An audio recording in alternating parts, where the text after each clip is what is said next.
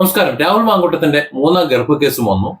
ആദ്യത്തെ രണ്ട് കേസിലും രാഹുൽ രക്ഷപ്പെട്ടു. മൂന്നാമത്തെ കേസ് വളരെ രഹസ്യമാക്കി വെച്ച് അറസ്റ്റ് ചെയ്തതിനു ശേഷം മാത്രം പറഞ്ഞ് റിമാൻഡ് ചെയ്യിച്ച് പിന്നെ കസ്റ്റഡിയിൽ വാങ്ങി 3 ദിവസത്തെ കിട്ടിയെന്നാണ് അറിയുന്നത്. അത് അതിന്റെ വഴിക്ക് നടക്കുന്നു. ഞാന് അത് ശരിയോ തെറ്റോ എന്നല്ല സംസാരിക്കുന്നത്. ഇതുവരെ മാധ്യമങ്ങൾ പറയാത്ത, ചർച്ച ചെയ്യാത്ത ഒരു വശമുണ്ട്. ആ വശം എനിക്ക് അറിയണമെന്ന് ആഗ്രഹമുണ്ട്. നിങ്ങൾക്കത് അറിയണോ ഇല്ലയോ എന്ന് എനിക്കറിയില്ല. ആഗ്രഹമുണ്ടോ എന്ന് എനിക്കറിയില്ല. പക്ഷം ചേരാതെ രാഹുൽ മാങ്കൂട്ടത്തിന്റെ പക്ഷവും ചേരണ്ട, ഇനി അപ്പുറത്ത് പിണറായി സർക്കാരിന്റെ പക്ഷവും ചേരണ്ട, ഇനി ആ ഇര എന്ന് പറയുന്ന പരാതി കൊടുത്ത പെണ്ണിന്റെ പക്ഷവും ചേരണ്ട. ഒന്ന് രണ്ട് കാര്യങ്ങൾ സംശയമുണ്ട്. ഇതിന് തുടക്കം മുതലുള്ള കാര്യങ്ങൾ നമുക്ക് ആദ്യത്തെ കാര്യം എടുക്കാം. ആദ്യത്തെ കേസ് രാഹുൽ മാങ്കൂട്ടത്തിന്റെ ആദ്യത്തെ ഗർഭചിത്ര കേസ്. ആ ഗർഭചിത്ര കേസിൽ ആദ്യം പുറത്തു വന്ന എന്താ? ഒരു വോയിസും കുറച്ച് ചാറ്റുകളും. അതിൽ രാഹുൽ മാങ്കൂട്ടത്തില് തിരിച്ചു കൊടുത്ത എന്താ? അതുപോലെ തന്നെ മറിച്ച് കുറെ ചാറ്റുകൾ. അതിനർത്ഥം എന്താണ്?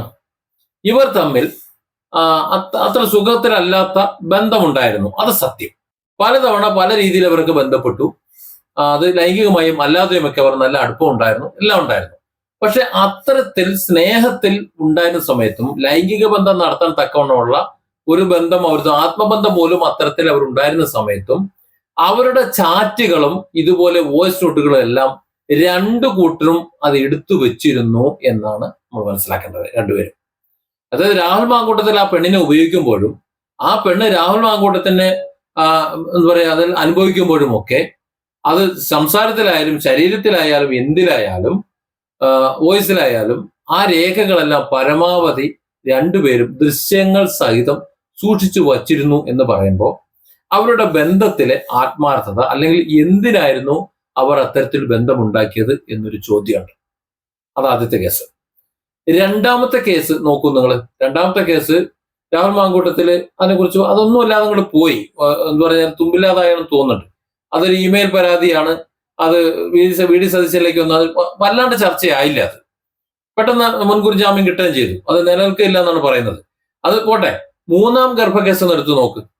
മൂന്നാം ഗർഭക്കേസിലും ഇതുപോലെ തന്നെ ഈ ഇര എന്ന് പറയുന്ന അവകാശപ്പെടുന്ന പരാതി കൊടുത്തിട്ടുള്ള ഇമെയിലിൽ പരാതി കൊടുത്തു എന്ന് പറയുന്ന സ്ത്രീ നാട്ടിൽ വന്നിട്ട്, ഇവിടെ രാഹുൽ മാങ്കൂട്ടത്തിന്റെ നാട്ടിൽ വന്നിട്ട് രാഹുൽ മാങ്കൂട്ടത്തിന്റെ ഒരു വീട് അവിടെ ഉണ്ടായിരിക്കെ ഒരു പൊതുപ്രവർത്തകനും അല്ലെങ്കിൽ അതുപോലെ സമൂഹത്തിൽ അറിയപ്പെടുന്ന യൂത്ത് കോൺഗ്രസിന്റെ പ്രസിഡന്റും ആയിട്ടുള്ള ഒരാൾ, അത്തരത്തിലുള്ള ഒരാളായിരിക്കെ ആ പ്രസിഡന്റിന്റെ വീട്ടിൽ അവരെ അമ്മ എല്ലാവരും ഉൾക്കൊള്ളുന്ന ഒരു അമ്മയായിരിക്കെ അവിടെ ചെന്ന് ഇരുന്നു കൊണ്ട് അവർക്ക് സംസാരിക്കേണ്ട കാര്യങ്ങൾ അവിടെ ചെന്ന് സംസാരിക്കാതെ ഹോട്ടൽ റൂം എടുത്തിട്ട് ആ ഹോട്ടൽ റൂമിലേക്ക് രാഹുൽ മാങ്കൂട്ടത്തിനെ വിളിച്ചു വരുത്തി അവിടെ വെച്ച് രാഹുൽ മാങ്കൂട്ടത്തിൽ അതിക്രമിച്ച് എന്താ പറയുക പീഡിപ്പിച്ച് മറ്റു കാര്യങ്ങളൊക്കെ ചെയ്ത് ആ ഒറ്റ അതിക്രമത്തിൽ തന്നെ അവർ ഗർഭിണിയായി. അതിനുശേഷം അത് ഗർഭം അലസിപ്പോയപ്പോ ആ ഫോണും എടുത്ത് സൂക്ഷിച്ചു വെച്ചു. ഇതാണ് ഒറ്റ കേസ്. ഒരുപാട് പ്രാവശ്യം രാഹുൽ മാങ്കൂട്ടത്തിൽ പീഡിപ്പിച്ചതായിട്ട് പരാതിയിലുണ്ടോ എന്ന് എനിക്കറിയില്ല.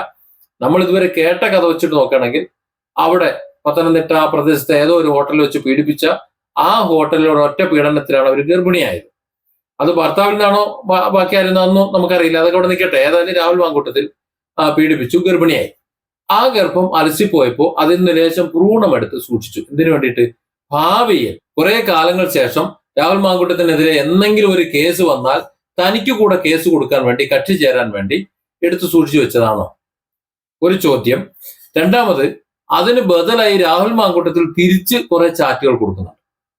ചാറ്റുകൾ, വോയിസ് നോട്ടുകളും മറ്റു കാര്യങ്ങളും ദൃശ്യങ്ങളൊക്കെ രാഹുൽ മാങ്കൂട്ടത്തിനും കൊടുക്കുന്നുണ്ട്. അതായത് ഇത്തരത്തിൽ പെണ്ണുങ്ങൾ തന്നെ ക്ഷണിക്കുമ്പോൾ അല്ലെങ്കിൽ പെണ്ണുങ്ങളെ ചെന്ന് കൂട്ടിക്കൊണ്ടുവരും ഏത് സന്ദർഭത്തിലായാലും അവർ നാളെ തനിക്കെതിരെ പണി തരാൻ സാധ്യതയുണ്ട് എന്ന് മനസ്സിലാക്കിക്കൊണ്ട് രാഹുൽ മാങ്കൂട്ടത്തിലും ഇതൊക്കെ എടുത്ത് സൂക്ഷിച്ചു വെച്ചിരുന്നതാണോ? ഇല്ലെങ്കിൽ എങ്ങനെയാണ് തെളിവുകൾ വരുന്നത്? സാധാരണഗതിയിൽ ചെന്ന് പെടുന്ന ആൾക്കാരാണെന്നുണ്ടെങ്കിൽ ഈ ഹിസ്റ്ററികളൊന്നും സൂക്ഷിക്കൂല, ഒരു തെളിവും ഉണ്ടാവില്ല. അതായത് നിങ്ങൾ ഒരാൾ ചതിക്കാനായി തീരുമാനിച്ചു കഴിഞ്ഞാൽ ഇറങ്ങി പുറപ്പെട്ടാൽ അത് ആണായാലും പെണ്ണായാലും നിങ്ങളുടെ കയ്യിൽ ഒരു തേങ്ങ ഉണ്ടാവില്ല. നിങ്ങളെ ചതിക്കാൻ ഇറങ്ങുന്ന അവരുടെ കയ്യിൽ സകല രേഖകളും അവരെടുത്തു വെക്കുകയും ചെയ്യും. കാര്യം നിങ്ങൾ പ്രതീക്ഷിക്കുന്നില്ല. നിങ്ങൾ കരുതുന്നത് ഈ തേനെ പാലെ, ചക്കരെ തേനെ പാലെ, കടലാവണക്കിന്റെ മൂടെ എന്നൊക്കെ പറഞ്ഞുകൊണ്ട് വരുന്നത് നിങ്ങളുള്ള സ്നേഹം കൊണ്ട് മറ്റു കാര്യങ്ങളുണ്ട് ഉള്ളത് കൊണ്ടാണ് എന്ന് കരുതിയിട്ട് നിങ്ങളുടെ വീട്ടുകാരോ നിങ്ങളുടെ സുഹൃത്തുക്കളോ മറ്റാരെങ്കിലുമോ കാണാതിരിക്കാൻ വേണ്ടി അത്തരം ദൃശ്യങ്ങളും അത്തരം ചാറ്റുകളും എല്ലാം നിങ്ങൾ ഡിലീറ്റ് ചെയ്യുകയുള്ളൂ. അല്ലെങ്കിൽ പാർട്ടിയിലൊക്കെ ഇട്ട് സൂക്ഷിച്ചു കഴിഞ്ഞാലും ഇനി ആരെങ്കിലും അതെടുത്ത് പരിശോധിച്ചു കഴിഞ്ഞാൽ കാണുമെന്ന് കരുതി നിങ്ങൾ സൂക്ഷിച്ചു വെക്കൂല, നിങ്ങൾ അത് ഡിലീറ്റ് ചെയ്യുള്ളൂ. നേരെ മറിച്ച് നിങ്ങൾ അത് സൂക്ഷിച്ചു വെക്കുന്നുവെങ്കിൽ മനസ്സിലാക്കിക്കോണം, ഇവിടെ രാഹുൽ മാങ്കൂട്ടത്തിൽ സൂക്ഷിച്ചു വെച്ചിട്ടുണ്ടെങ്കിൽ മനസ്സിലാക്കിക്കോണം, എന്നെങ്കിലും ഇവളുമാർ നമുക്കിട്ട് പണി തരും. അങ്ങനെ പണി തരുന്ന സമയത്ത് തിരിച്ചു കൊടുക്കാൻ ഞാനിത് സൂക്ഷിച്ചു വെച്ചേ പറ്റൂ എന്ന് കരുതിക്കൊണ്ട് താൻ ചതിക്കപ്പെടും എന്ന് മനസ്സിലാക്കിക്കൊണ്ട് രാഹുൽ മാങ്കൂട്ടത്തിൽ സേവ് ചെയ്ത് വെച്ചതാണോ? ഇനി നേരെ തിരിച്ചും ചിന്തിക്കാം. രാഹുൽ മാങ്കൂട്ടത്തിൽ ആ പെണ്ണിനെ ചതിക്കുകയാണെന്ന് കരുത്. രാഹുൽ മാങ്കൂട്ടത്തിൽ മണിപ്പൂർ പെണ്ണിനെ ചതിക്കുന്നു. അങ്ങനെയാണെങ്കിൽ നേരത്തെ പറഞ്ഞത് ആ പെണ്ണിനും ബാധകമാണ്. ആ പെണ്ണ് മനസ്സാ വാച കർമ്മണ ഒന്നും അറിയിലുണ്ടാവില്ല. അറിയാതെ രാഹുലിന്റെ ചതിയിൽ ചെന്നുപെട്ട് രാഹുൽ ആകട്ടെ ആ പെണ്ണിനെ ചതിക്കാനുള്ള സകല രേഖകളും വാട്സാപ്പ് ചാറ്റുകളും വോയിസുകളും കംപ്ലീറ്റ് സേവ് ചെയ്ത് വെക്കുന്നു. എല്ലാം സേവ് ചെയ്ത് വെക്കുന്നു. ആ പെണ്ണാകട്ടെ തന്റെ ഭർത്താവോ അല്ലെങ്കിൽ തന്റെ ഭർത്താവ് ഉള്ളവരാണല്ലോ രാഹുൽ മാങ്കൂട്ടത്തിൽ കൂടുതൽ ഈ വശീകരിച്ചു കൊണ്ടുപോയിട്ടുണ്ട്, വിവാഹം കഴിക്കാന്നൊക്കെ പറഞ്ഞിട്ടുള്ളത്. അപ്പൊ തന്റെ ഭർത്താവോ ഇനി അതല്ലെങ്കിൽ സുഹൃത്തുക്കളോ മറ്റാരും കാണാതിരിക്കാൻ വേണ്ടി അവർ ആ ചാറ്റ് ഹിസ്റ്ററി മുഴുവൻ ഡിലീറ്റ് ചെയ്യുക, ഇല്ലേ? ഇതാണ് സാധാരണഗതിയിൽ സംഭവിക്കുക. എന്നാൽ ഇവിടെ ഈ രണ്ടു കൂട്ടരുടെയും ചാറ്റും അതും ഇതും രേഖകളെല്ലാം ഇൻക്ലൂഡ് ദൃശ്യങ്ങളടക്കം മുഴുവൻ എല്ലാം അവരുടെ കയ്യിലുണ്ട്. അതിനർത്ഥം എന്താണ്? രണ്ടുപേരും അറിഞ്ഞു തന്നെ, രണ്ടുപേരും പരസ്പരം ചതിക്കപ്പെടുമെന്ന് അറിഞ്ഞുകൊണ്ട് തന്നെ കളിച്ച കളിയാണെന്ന് വിശ്വസിക്കേണ്ടി വരും. ഇവിടെ ചില കുഴപ്പമുണ്ട്. അറിഞ്ഞു വെച്ചുകൊണ്ട് രാഹുൽ മാങ്കൂട്ടത്തിൽ ചതിക്കുമെന്ന് അറിഞ്ഞു വെച്ചുകൊണ്ട് എന്തിനാണ് ചെന്ന് കിടന്നു കൊടുക്കുന്നത്, അല്ലെങ്കിൽ എന്തിനു വേണ്ടിയിട്ടാണ് ചെന്ന് വേറെ എന്തെങ്കിലും ചെയ്തു കൊടുക്കുന്നത്, അല്ലെങ്കിൽ എന്തിനു വേണ്ടിയിട്ടാണ് ഫോൺ ചാറ്റിൽ നിന്ന് കൊടുക്കുന്നത്, അല്ലെങ്കിൽ എന്തിനു വേണ്ടിയിട്ടാണ് വോയിസ് ചാറ്റിൽ നിന്ന് കൊടുക്കുന്നത്, അല്ലെങ്കിൽ എന്തിനു വേണ്ടിയിട്ടാണ് മറ്റുള്ള കാര്യങ്ങൾക്ക് വേണ്ടി നിന്ന് കൊടുക്കുന്നത്? അതായത് ചതിക്കപ്പെടുമെന്ന് അറിഞ്ഞുകൊണ്ട് തന്നെയാണ് ഇവർ രണ്ടുപേരും ഇത്തരത്തിൽ ഇടപെട്ടത് എന്ന് കരുതേണ്ടി വരും. അപ്പൊ ആരെ പൊട്ടന്മാര്? നമ്മളാണ്, കേൾക്കുന്നത് നമ്മളാണ്. രാഹുൽ മാങ്കൂട്ടത്തിൽ പറയുന്നു തനിക്കെതിരെ എന്തെങ്കിലും അവരെ ഇറക്കി കഴിഞ്ഞാൽ അതിന് മറുമരുന്നായി മുഴുവൻ കാര്യങ്ങൾ എൻ്റെ ഉണ്ട്. ഇന്ത്യൻ നീതി സംവിധാനം, നിയമ സംവിധാനത്തിനെതിരെ ഞാൻ പ്രവർത്തിച്ചിട്ടില്ല എന്ന്. അതിനർത്ഥം ഉഭയകക്ഷി സമ്മതപ്രകാരമുള്ള ബന്ധം. ആ ഉഭയകക്ഷി സമ്മതപ്രകാരമുള്ള ബന്ധമാണെങ്കിൽ അത് രണ്ടുപേരും അതിന്റെ രേഖകൾ സൂക്ഷിക്കുന്നതിന്. ഇപ്പോ CPM രാഹുൽ മാങ്കൂട്ടത്തിൽ എന്ന് പറയുന്ന ആ ചെറുപ്പക്കാരനെ വളഞ്ഞിട്ട് ആക്രമിക്കുന്നു. അയാളെ ഇല്ലാതാക്കാൻ വേണ്ടി അങ്ങേറ്റം ശ്രമിച്ചുകൊണ്ടിരിക്കുന്നു. അതിന്റെ കാരണം നമുക്കറിയാം.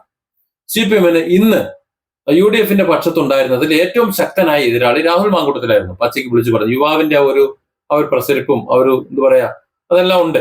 അതുകൊണ്ട് ഒരു ബുദ്ധിമുട്ടായിരുന്നു. ഇവനെ വെച്ചോണ്ടിരുന്നു കഴിഞ്ഞാൽ ബുദ്ധിമുട്ടാണ്. പണ്ട് ശങ്കരാടി പറഞ്ഞതുപോലെ കൊള്ളാവുന്നവനായതുകൊണ്ട് അവനെ നമുക്ക് പെണ്ണ് കേസിൽ പെടുത്താം. അപ്പൊ കൃത്യമായി ഈ ഓരോന്ന് ഫ്രെയിം ചെയ്ത് CPM ഓരോ പെണ്ണിനെ ഫ്രെയിം ചെയ്ത് കൊണ്ടുവരുന്നു. ആ ഫ്രെയിം ചെയ്ത് കൊണ്ടുവരുന്ന പെണ്ണിന്റെ ചാറ്റും അവരുടെ വോയിസ് നോട്ടുകളും മറ്റു കാര്യങ്ങളും എല്ലാം തെളിവായിട്ട് കോടതിയിൽ രാഹുലിന് പൂട്ടാൻ തെളിവ് കൊടുക്കുമ്പോൾ ഉടനെ രാഹുൽ അതിന്റെ മറുതെളിവ് എടുത്തു കൊടുക്കുന്നു, അതിന്റെ ബാക്കി എടുത്തു കൊടുക്കുന്നു. അതെങ്ങനെയാണ് ശരിയാവുക? മനസ്സിലാകുന്നില്ല. അപ്പോ ഈ രാഹുൽ മാങ്കൂട്ടത്തിന്റെ സകല പെണ്ണ് കേസുകളും അറിയുന്ന ആൾക്കാരാണോ ഈ പറയുന്ന കോൺഗ്രസിന്റെ നേതാക്കന്മാരും CPMന്റെ മുഴുവൻ ആൾക്കാരും? അങ്ങനെയാണെങ്കിൽ രാഷ്ട്രീയക്കാരും മുഴുവൻ പെണ്ണൂടിയന്മാരാണോ? അല്ല, ചോദ്യമാണ്. ഇപ്പൊ രാഹുൽ മാങ്കൂട്ടം ഇറങ്ങുന്നത് കൊണ്ട് രാഹുൽ മാങ്കൂട്ടത്തിന്റെ രേഖയുണ്ട്. ഇനി ഒന്നുകൂടി ഞാനൊന്ന് പറഞ്ഞുതരാം. ഇതിങ്ങനെ ചോദിക്കുന്ന ചോദ്യത്തിന് ഒരു പ്രസക്തി ഉള്ളത്. നിലമ്പൂർ ബൈ ഇലക്ഷനെ നിങ്ങൾ ഓർക്കുന്നുണ്ടോ? Nilambur by election, Nilambur PV Anwar മത്സരിച്ച സമയത്ത് പിണറായിക്കെതിരെ വലിയ ബഹളം ഉണ്ടാക്കി ഇറങ്ങിയിട്ട് ആ ഇലക്ഷന് മുറുകി നിൽക്കുന്ന സമയത്ത് രാഹുൽ മാങ്കൂട്ടത്തിൽ പാഞ്ഞു വന്ന PV അൻവറിനെ കണ്ടത് ഓർക്കുന്നുണ്ടോ? അതായത് ഈ കേസ്, അതിനും മാസങ്ങൾക്ക് മുമ്പ് ഈ കേസ് എനിക്കറിയാം. രാഹുൽ മാങ്കൂട്ടത്തിന്റെ ആദ്യത്തെ കേസ് നമുക്കറിയാമായിരുന്നു. ജെനുവിനാണോ അല്ലെന്ന് അറിയാത്തതുകൊണ്ട് നമ്മൾ ഉണ്ടായിരുന്നതാണ്. ഒരു വോയിസ് നോട്ട് എനിക്ക് കിട്ടുകയും ചെയ്തു. ആ വോയിസ് നോട്ടും നമ്മൾ കയ്യിൽ വെച്ചുകൊണ്ട് വെറുതെ ആയിരുന്നു. എൻ്റെ ഒരു എൻ്റെ യൂട്യൂബ് ചാനൽ ഒരു പ്രേക്ഷകൻ തന്നെയാണ് അത്തരം കാര്യങ്ങൾ എനിക്ക് അയച്ചു തന്നതും. അതിന് 2-3 മാസം മുമ്പ് എനിക്ക് ആ വിവരങ്ങൾ കിട്ടിയിരുന്നു. അപ്പോൾ ആ വിവരം PV അൻവറിനെ അറിയാമായിരുന്നു. VD സതീശനോടുള്ള ദേഷ്യം മൂത്തിട്ട് PV അൻവർ എടുത്ത് പൊട്ടിച്ചു കഴിഞ്ഞാൽ രാഹുൽ മാങ്കൂട്ടത്തിന്റെ രാഷ്ട്രീയ ഭാവി കൊടുക്കും. അതായത് ഇന്നത്തെ രാഹുൽ മാങ്കൂട്ടത്തിന്റെ അവസ്ഥ ഉണ്ടല്ലോ, അത് അന്ന് ഉണ്ടായി പോകും എന്ന് പേടിച്ചിട്ടാണ് അന്ന് രാഹുൽ മാങ്കൂട്ടത്തിന്റെ പാഞ്ഞ് PV അൻവറിന്റെ അടുത്തേക്ക് ചെന്നത്. അല്ലാതെ PV അൻവറിനെ പ്രീതിപ്പെടുത്താൻ വേണ്ടി VD സതീശനോ മറ്റുള്ളവർ പറഞ്ഞതുപോലെ UDFന്റെ സപ്പോർട്ട് ഞങ്ങളിതാ തരുന്നു എന്ന് പറഞ്ഞുകൊണ്ട് പോയതൊന്നുമല്ല, പേടിച്ചിട്ട് പോയാണ്. അപ്പൊ ഇത്തരം കാര്യങ്ങളൊക്കെ രാഷ്ട്രീയക്കാർക്കിടയിൽ അങ്ങാടിപ്പാട്ടാണ്. അതും കൂടി ഒന്ന് അറിയണം. ഇതൊക്കെ ഞാൻ പറയുന്നത് രാഹുൽ മാങ്കൂട്ടത്തിൽ എന്ന ചെറുപ്പക്കാരനെ തങ്ങളുടെ ഭരണത്തിലെ വീഴ്ചകൾ മുഴുവൻ മറയ്ക്കാൻ, തങ്ങളുടെ സഖാക്കന്മാർ നടത്തുന്ന കൊള്ളകൾ മുഴുവൻ മറയ്ക്കാൻ, അതിനൊക്കെ വേണ്ടി ഇപ്പോൾ ഉപയോഗിച്ചുകൊണ്ടിരിക്കുമ്പോഴും ഈ ചോദ്യങ്ങൾക്ക് പ്രസക്തി ഇല്ല എന്നാണ് ഞാൻ ചോദിക്കുന്നത്. രാഹുൽ മാങ്കൂട്ടത്തിന് താൻ ചതിക്കപ്പെടുന്നു അറിയാമായിരുന്നുണ്ടെങ്കിൽ എന്തിനാണ് ചെന്ന് തലവെച്ച് കൊടുത്തിട്ട് തെളിവെടുത്തുകൊണ്ട് വെക്കേണ്ട ഒരു ആവശ്യം വരുന്നത്? അതുപോലെ രാഹുൽ തന്നെ ചതിക്കുമെന്ന് അറിയാന്നുണ്ടെങ്കിൽ എന്തിനാണ് ഇവളുമാര് സ്വന്തം ഭർത്താക്കന്മാരെ വഞ്ചിച്ചുകൊണ്ട് ഇങ്ങോട്ട് ചെന്ന് ബാക്കിയുള്ള കാര്യങ്ങൾ നോക്കിയിട്ടുള്ളത്?